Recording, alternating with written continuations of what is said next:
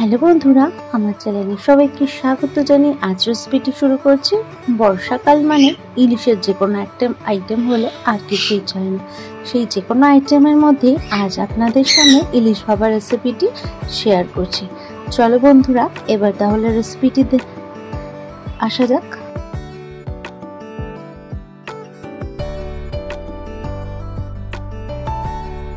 আমি ইলিশ ভাপা করার জন্য একটা টিফিন বক্সের মধ্যে আমি দুটো ইলিশ মাছ নিয়ে নিয়েছি।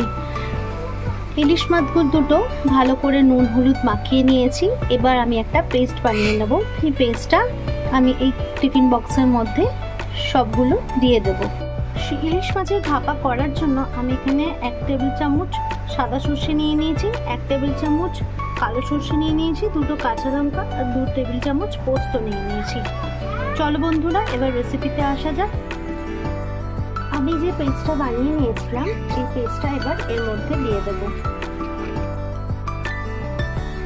সর্ষে, পোস্ত, সাদা সর্ষে, কালো সর্ষে আর কাঁচা লঙ্কার পেস্টটা। এবারে আমি এর মধ্যে সর্ষের তেল দিয়ে দেব।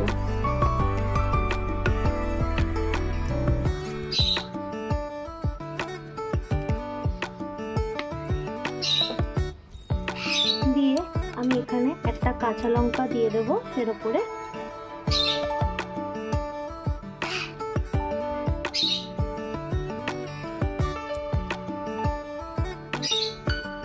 আমি এর মধ্যে সামান্য পরিমাণে নুন দিয়ে দেব,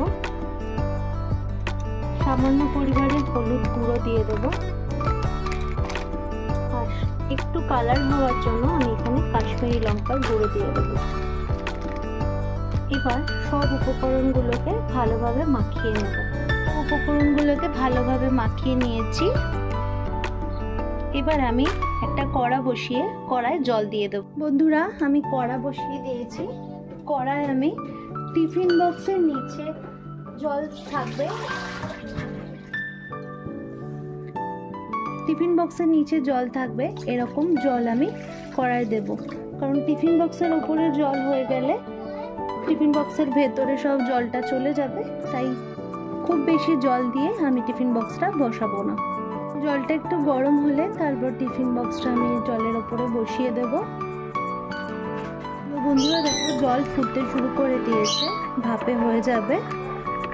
বন্ধুরা, এটা হয়ে গেছে। এবার আমি গ্যাসের ফ্লেমটা অফ করে দিলাম। অনেকক্ষণই আমি রেখেছিলাম এখানে, 10-15 মিনিট মতো। এবার এটা ঠান্ডা হলে আমি জল থেকে নামিয়ে দেখব কিরকম হয়েছে। বন্ধুরা, টিফিন বক্সের ঢাকনাটা আমি খুলে নিয়েছি।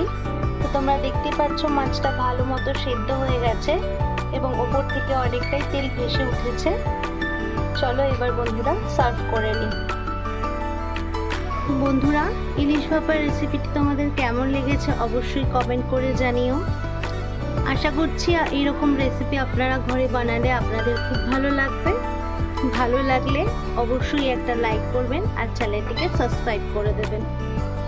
আবার কোনো দিন আসবো আবার অন্য কোনো রেসিপি নিয়ে। বন্ধুরা, আপনারা ভালো থাকবেন, সুস্থ থাকবেন এবং পরিবারের সবার খেয়াল রাখবেন।